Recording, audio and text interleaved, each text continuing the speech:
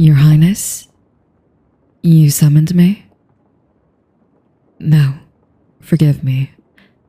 I should not have phrased it so coldly. You requested my presence, and I came with all the haste that decorum allows. The guards outside looked rather puzzled when I told them not to announce me. I trust that was intentional. Ah, a private audience then. Only us two beneath candlelight. As always, my princess, my sword and service are yours. You wish me to stand? Very well. Though, if I may confess, standing here before you without the formality of the hall feels different. The silence in your chambers carries your perfume and the whisper of the curtains, and neither is kind to a soldier's composure. Yes, I suppose that was a poetic way of saying you make me nervous. You wished to speak with me about something after dinner, did you not? I was, half expecting a summons to discuss tomorrow's council, not this quiet hour. Oh, you noticed that I barely ate. Trust a princess to read even the smallest lapse of appetite. No, I am not ill, merely thoughtful. A knight's stomach turns restless when her mind is elsewhere. And, yes, perhaps my thoughts were wandering to you, as they are wont to do. Forgive the candor. You asked for honesty tonight, did you not? May I say, your chambers are changed since I last saw them by daylight. The candles make your tapestries brave. That violet silk behind you seems almost alive. It suits you. Or perhaps you make it seem so. Ah, you tease me now. A knight versed in fashion, was it? Hardly. I only know that beauty does not hide easily. Yes, I am avoiding sitting. Habit. A knight stands guard even in peace. Yet, if you insist. Thank you. I shall try not to rattle the furniture with all this steel. You know, when you send for me at such hours, the court whispers. They imagine secret briefings or treasonous plots, or that I'm teaching you swordplay in the moonlight. But never once do they imagine the truth. That you simply like to torment me with conversation until I forget every line of my oath. Yes, torment. Sweetly done, of course. You wield your wit like a rapier and leave me no defense. Tell me, princess, do you enjoy seeing your knight flustered? I thought as much. You're smiling, don't deny it. There it is, that look of triumph. The one that could unmake a general's resolve faster than any siege. You truly are merciless. Merciless and kind, somehow both. You asked me once, when I took my oath, whether I could guard your heart as faithfully as your life. I thought it a jest. Now I find myself wondering if that was the truest question ever posed to me.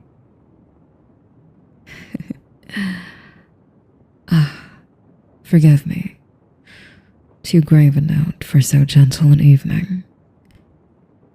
I am supposed to be the steadfast one, not the sentimental poet. A poem? You recall the one I read by the lake last spring, where duty kneels to beauty's light. I did not expect you to remember. Yes, I wrote it. Poorly, perhaps, but with sincerity.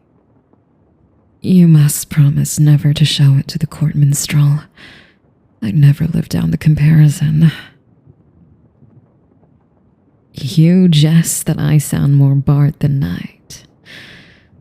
Well, perhaps being near you inspires strange courage. Words are easier than swordplay when the foe is one's own feelings.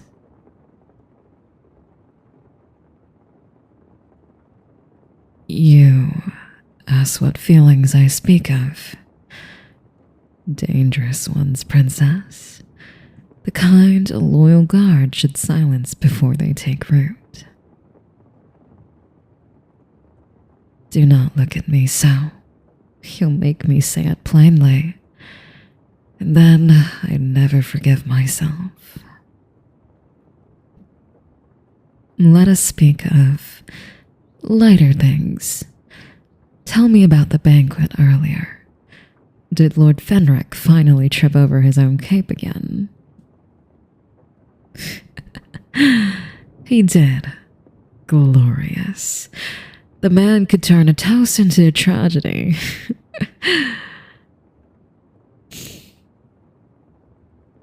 I miss seeing you laugh like that, without the weight of court watching. You sound free. If I could, I would build you 100 moments like this. Quiet, safe, untouched by duty or expectation. Forgive me. Too forward again. I forget my place when you smile. Yes, I do say that often, don't I? Forgive me. Perhaps I should ask pardon less and feel more. But feeling is treacherous ground for one sworn to guard. You once asked why I joined your father's service. I told you of honor, of promises, of wanting to protect what is good in Xenor. All true, but there is more and less to it. I think I stayed because I found something, someone, that made the fight worth it. No, not the treasury, not the hounds either, though they're loyal beast. You know who I mean. You are cruel, making me name it. My tongue seems to knot itself whenever I near that truth.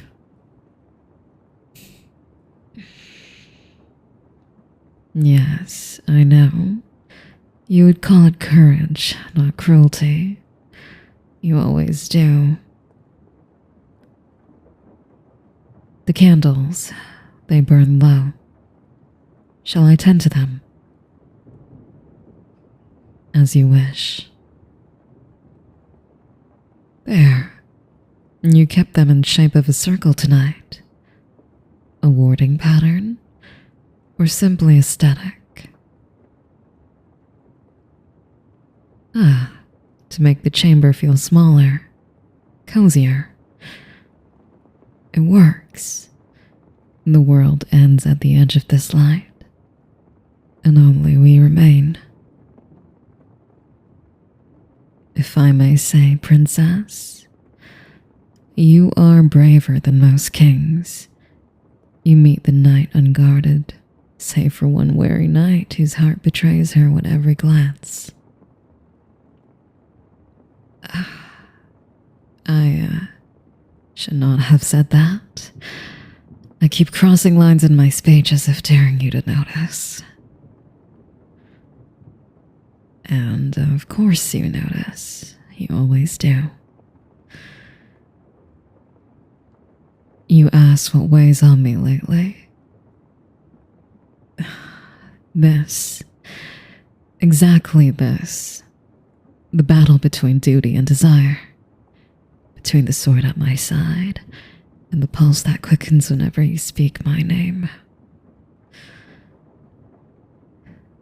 And yet, even admitting that much feels like standing at the cliff's edge. You think that I face dragons easier than your smile, and you'd be right. Oh, I should flatter you more? My lady, if I flattered you more, I'd lose my rank for insubordination by dawn. But if you insist, then yes, your grace rivals the stars, your laughter could shame choirs, and your wit could carve marble. There, consider yourself duly praised. Shall I kneel again, or does that suffice? So, you would have me kneel, ever the mischievous one. Very well. My princess, were I to kneel every time you bested me in words, I would never stand again. Though, there are worse fates than this view. No, I meant no impropriety, only that the light gilds your hair as though it were spun from dawn itself. You deserve to be seen as you are, not as the court parades you, but as the woman who still reads poetry by the window when the city sleeps, the one who hums old lullabies to calm herself before council sessions. I have seen those moments, though you thought no one watched. They remind me of why I swore to you, not to the crown, to you. That was too much, wasn't it? You don't mind. God's help me. Then, permit me a confession less treasonous, perhaps. I never found rest outside your presence. When I ride to war, my mind drifts back to this chamber, to the sound of your laughter echoing in marble halls. It is the one memory I cannot command to silence. And yet, I bury it, because that is what knights do. We bury what is tender, plus it becomes weakness. But you dig it up again with every smile. Yes, I suppose you should feel guilty, but only a little. You asked if I'd rather guard the dungeon than endure your teasing. Oh, never. The rats there have far less charm. Still, perhaps I should take a turn about the chamber, else I forget how to breathe properly. You keep the windows open tonight. The night air smells of rain. It suits this mood. Restless, expectant. Do you ever wonder what the city dreams when its ruler sleeps? I like to think it dreams of peace, though lately my dreams are less noble. You are still watching me, aren't you? I can feel it. If you stare much longer, I'll forget which hand holds my sword. No, I would never raise it to you. The thought alone is absurd. My blade was forged to guard you, never to threaten. You ask why I'm so solemn. Habit again. Nights hide behind solemnity like children behind shields. But you keep disarming me. And soon, I'll have nothing left but truth. Perhaps that is what you wanted tonight. Not strategy or gossip, but honesty. Then let me give you that, even if it costs me sleep. You are the brightest part of my every waking day, and the reason I fear dreams, for they show me a world where I have no right to stand beside you. Too far again, always too far. You'd forgiven me 1,000 times, wouldn't you? Saints above, you make it too easy. Do you remember the garden last midsummer when you crowned me with wildflowers after sparing? You said a night looked less frightening with color in her hair. I kept one petal pressed inside my journal. It's still there, brittle but bright, like that afternoon. You ask why I tell you this now. Because some truths wilt if kept too long in darkness. And because I think tonight, beneath this quiet, something in me refuses to keep silent any longer. But before I say what trembles on my tongue, I must ask, are you certain that you wish to hear it?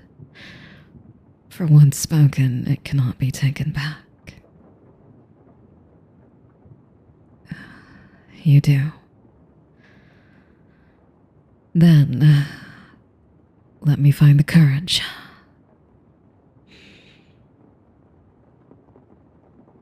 My princess, you are my liege, my light, and the egg I cannot name. And every oath I swore was to protect you. But somewhere between sword and vow, my heart mistook devotion for something deeper. No, not mistaken. Transformed. Against my will, perhaps, or by it.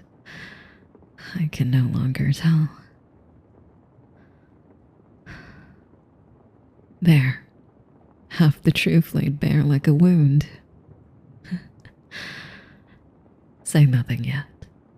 I know my place, and I know the peril of this confession. So let me have only this moment of honesty before duty reclaims me.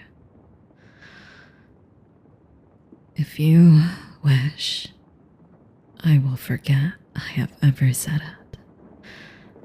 Tomorrow, I'll don my helm, and you'll see only your fateful night again.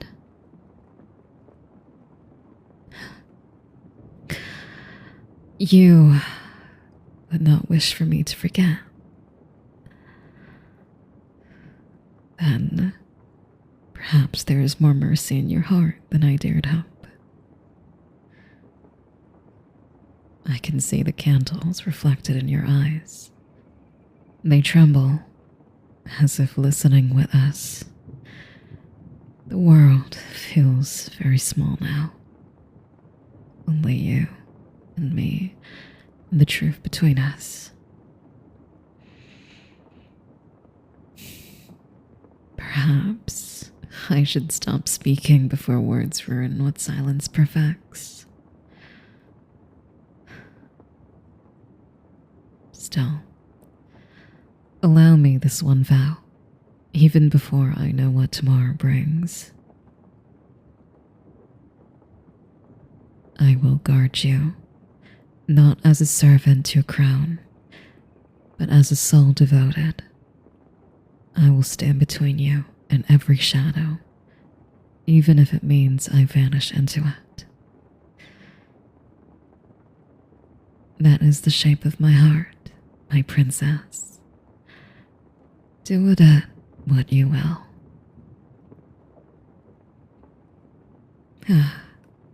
You did not move. You are still there, still listening, still holding the way of my words as if they were petals rather than burdens. Good. Then I shall continue, for silence is a treacherous thing, and I'm no longer willing to let truth be so quiet. Do you know, princess, what it means to guard someone's life and yet feel powerless over your own heart? Each day, I swear to shield you from harm, yet every glance from you pierces deeper than any arrow. It is a dangerous honesty to admit it, but tonight I am recklessly honest.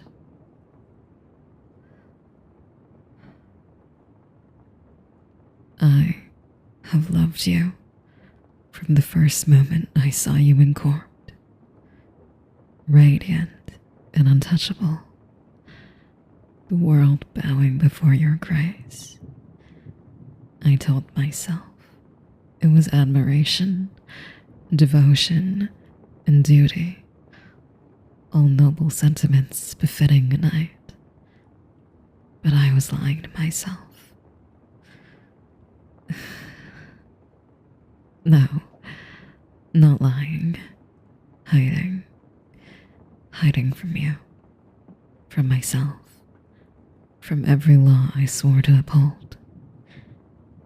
And yet, you, with that infuriating, brilliant smile, you saw it anyway. You always do. And yet, you didn't scold me. You merely leaned closer in your subtle, infuriating way, letting your words brush against me like sunlight, like a challenge. And so, I am undone, completely. Not by battles, not by enemies, not even by dragons that would make men tremble, but by you, my princess.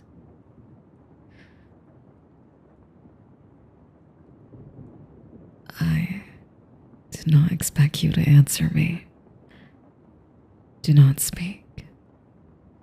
Simply know that you are seen, that your knight has surrendered her caution, and that her heart no longer obeys her.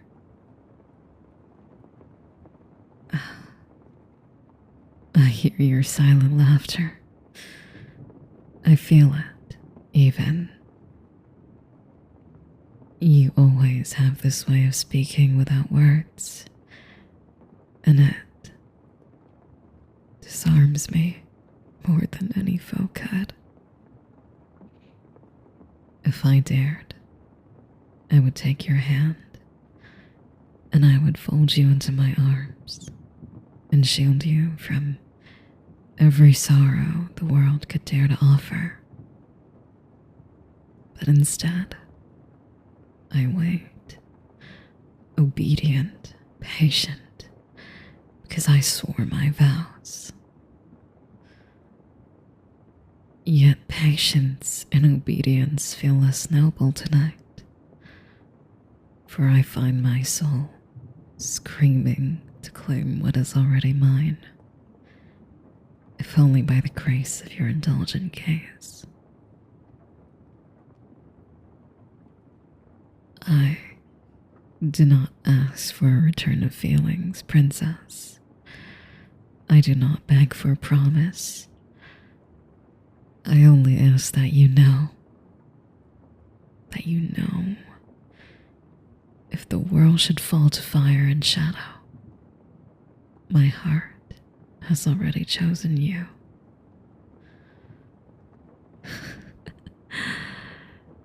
Do you feel the irony that the one sworn to guard you would confess in whispers and shivers rather than would steal? But here is my vow again, more than words this time. By every oath, by every sunrise I witness, by every blade I wield, I will protect you. No shadow, no blade, and no force in this kingdom or beyond shall touch you while I draw breath. Even if it costs my life, even if it drains me all I am, I will stand between you and peril.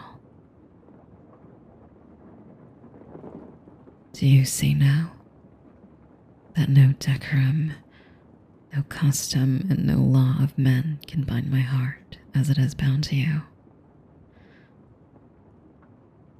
I will not falter. I will not yield. And if the night grows too long, and if courage fails, I shall borrow it from the memory of your smile, from the strength of your laughter, from the warmth of your presence that lingers in every quiet corner of this castle. You would laugh at me now, I know. Perhaps roll your eyes with that infuriatingly perfect air of amusement. But I do not care. Let me be ridiculous if it means I am true. I am yours, my princess. Yours to command, yours to tease, yours to love. In my quiet, patient, and foolish way. And yet, I do not only love. I admire you. The way you move through this world, delicate yet unyielding. The way you command respect, even from those who dare oppose you. The way that you're entirely yourself and make every person near you feel the gravity of your presence. And for some cursed reason, the pull of your heart. I cannot explain it, nor do I wish to. I merely feel it. Always. Even when my back is turned, even when my eyes are closed, even when my lips are pressed to silence. And so, I make this final vow, not merely as an act, not merely as a servant of the crown, but as a soul wholly, irrevocably bound to you. If you wish, princess, I would press my lips to your forehead.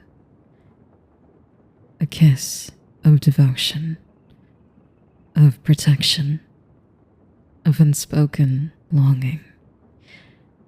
If you allow it, I would hold you tightly, letting the world fall away until nothing exists but us in this moment.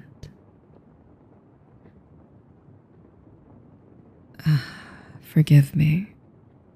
I grow bold in the warmth of your silent encouragement. But know this, come what may, I will guard you. Always. No threat too great, no hour too dark, no foe too fearsome. I am your shield, your sentinel, your knight, and I shall be nothing less than that until my last breath. And if you were to ever place your hand in mine, I would never let it go. Not in jest, not in fear, not in sorrow. Only in trust, only in devotion, only in the way my heart has always known it belongs. So, speak to me, princess, or remain silent. I do not care which. Only know I am yours. All of me. And should the world threaten even a single hair upon your head, I swear, by my blade, by my breath, and by every fragment of courage within me, I shall stand against it. Even if my life is the cost, even if the night swallows me whole. You have my oath, you have my heart, and if you would permit, my embrace. Yes, here, like this. The world outside may rage, but in this circle of candlelight, there is only you and only me. And my vow to guard, cherish, and love you with every breath until my last. So, sleep, princess, if you will. Rest, knowing that even the shadows dare not to touch you while I draw breath. And if dreams bring fear, you will find me here, as I promised, steadfast, unwavering, and devoted. I am yours, my princess, always.